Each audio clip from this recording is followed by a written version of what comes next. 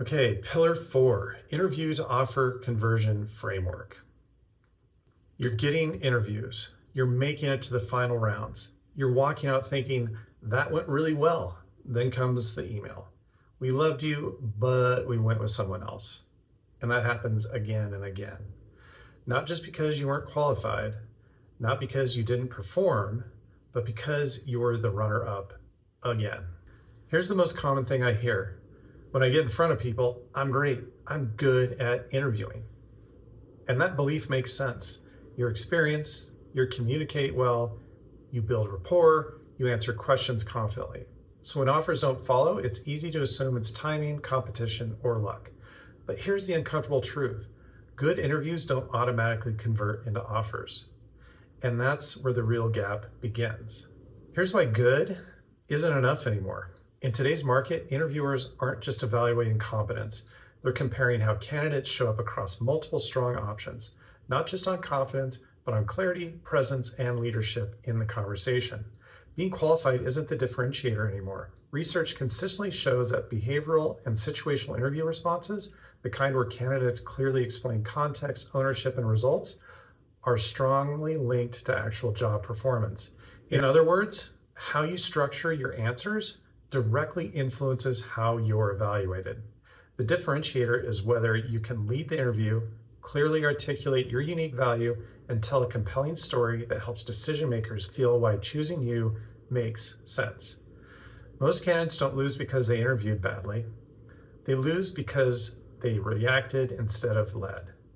In fact, research shows that candidates who can identify what's actually being assessed and intentionally answer to those criteria not only perform better in interviews, they also go on to perform better in the job itself. So if reacting isn't the answer, what is? It's the invisible gap that no one talks about. This is the part almost no one can see while it's happening. You can feel aligned, you can feel confident, you can feel like the conversation flowed, and still miss the offer. Because interviews aren't just conversations. They're moments where decisions are formed quietly, based on how clearly the interviewer understands who you are, what you bring, and how well you fit into their world.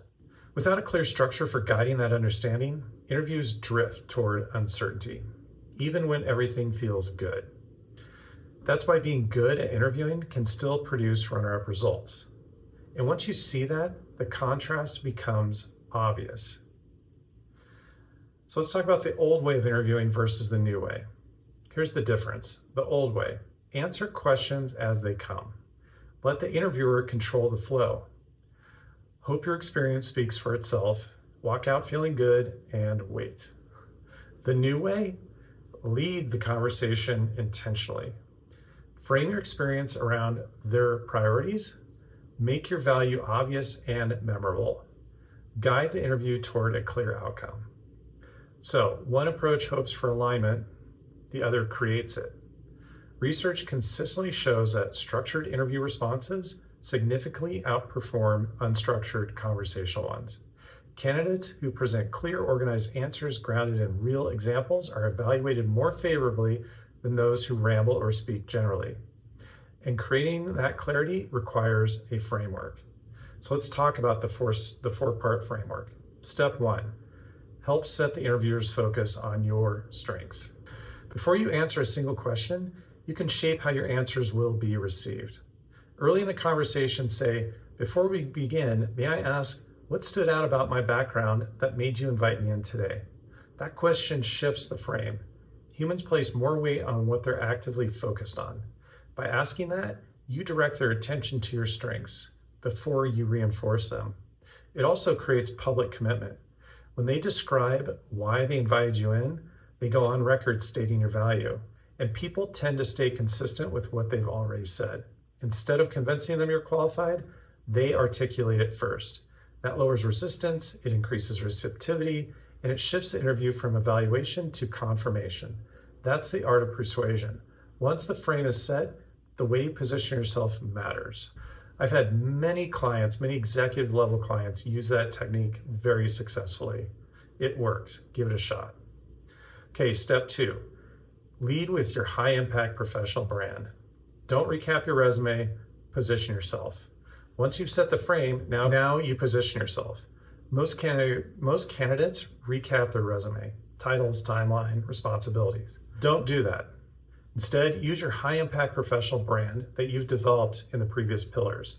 Start with your unique value proposition, the problems you consistently solve, the value you're known for, the impact you create. Then deliver a focused tell me about yourself story that connects where you've been, the pattern of value you create, why this role makes strategic sense. Not chronological, but strategic. Anchor early to what they care about. Draw the line for them. Your introduction sets your identity, and identity shapes how every answer is interpreted. And once that identity is clear, structure becomes the differentiator.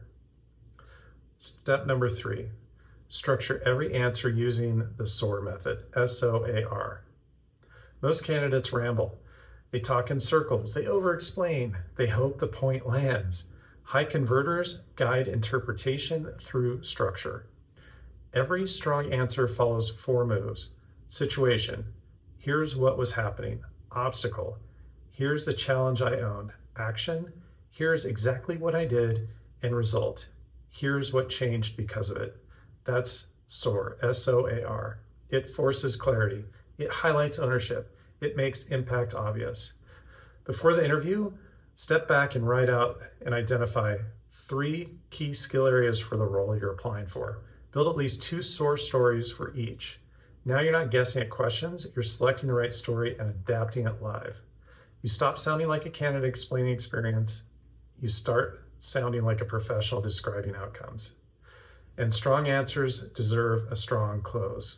And one key thing to do here is to go practice it. Practice out loud over and over again. Practice all of your stories, not in front of a mirror, but out loud to yourself in your car, to your dogs, to your family members, whatever, but practice out loud. Practice all those stories so they roll off your tongue in the moment in the interview.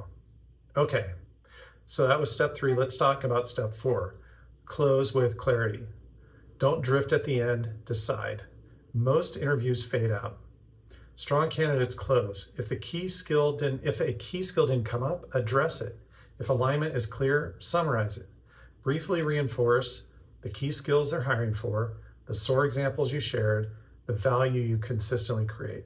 Then say this clearly: I know I can do a great job for you, and I'd love the opportunity to prove it. Interviews are rarely lost on competence. They're lost in uncertainty. When you close with clarity, you remove doubt. This is why the interview to offer conversion matters so much. Because successful interviews aren't just about answering questions well.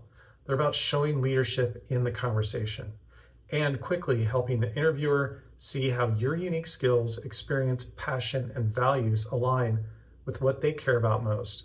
Being qualified isn't enough anymore. You have to tell a clear, compelling story of why you are the solution they're looking for, in a way that builds trust, creates real connection, and makes it easy for them to see you as one of their own. As Joel described the shift in how he showed up to interviews, I stopped feeling like I was trying to prove myself. I knew what I brought to the table, and the conversation started feeling more natural and confident. That's the difference. Not more preparation, not better answers, but removing the invisible friction that quietly keeps decision makers from saying yes. Coming in second over and over again isn't just frustrating, it's exhausting. Because you start questioning yourself. What did I miss? What could I have done differently? Why does this keep happening? Without a clear framework, you're left guessing. That's why this pillar matters. Not just because you're bad at interviewing, but because interviews without conversion strategy leave outcomes to chance. This is why pillar 4 comes in last. It only works because of everything you've already built. Pillar 1 gave you clarity, confidence, and certainty. Pillar 2 gave you a clear, differentiated professional brand. Pillar 3 created interviews through authentic decision-maker conversations. Pillar 4 is where all that finally turns into what you actually want. The offer. This is where effort pays off. So, if you're tired of being the runner-up, tired of hearing we loved you, but, and tired of wondering why good interviews aren't converting, The solution isn't more confidence or more experience. It's learning how to lead interviews toward decisions instead of hoping they land your way. That's what interview to offer conversion is all about. And when this piece is in place, the entire system clicks. At this point, you've seen the full roadmap. You've seen how clarity and identity give you direction, confidence, and certainty instead of confusion. How an authentic, high-impact professional brand helps you stand out instead of blending in.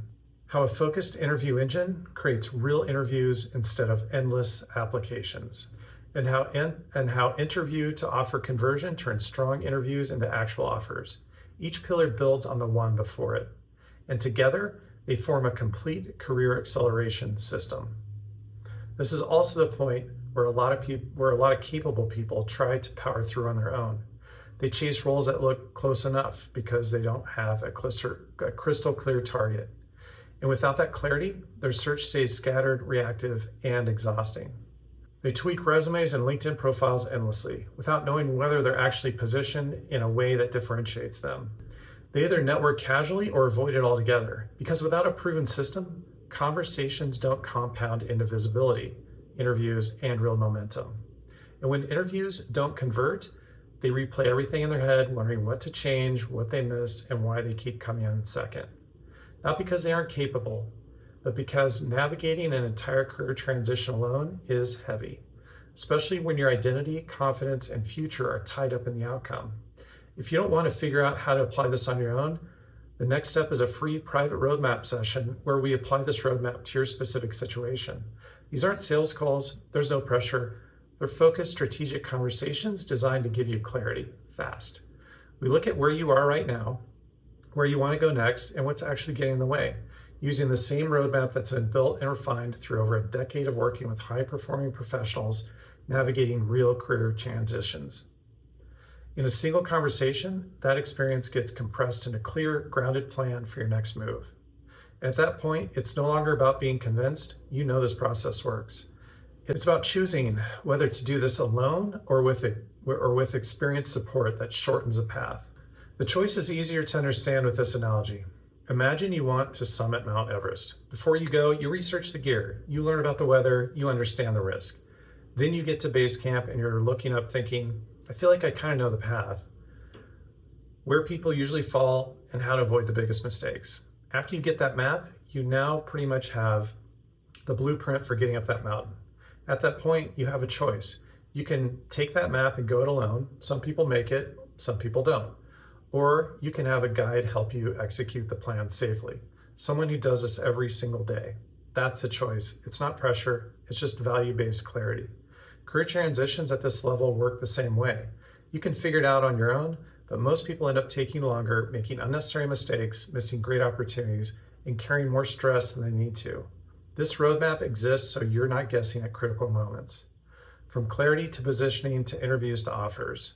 And so you're supported when the stakes are highest. That's what the Career Acceleration Roadmap is designed to give you. If you're ready to stop doing this alone and want a clear, grounded plan for your next move, you can book a free roadmap call by clicking on the link below. No pressure, just clarity on the fastest, most aligned path forward. Either way, I'm totally rooting for you.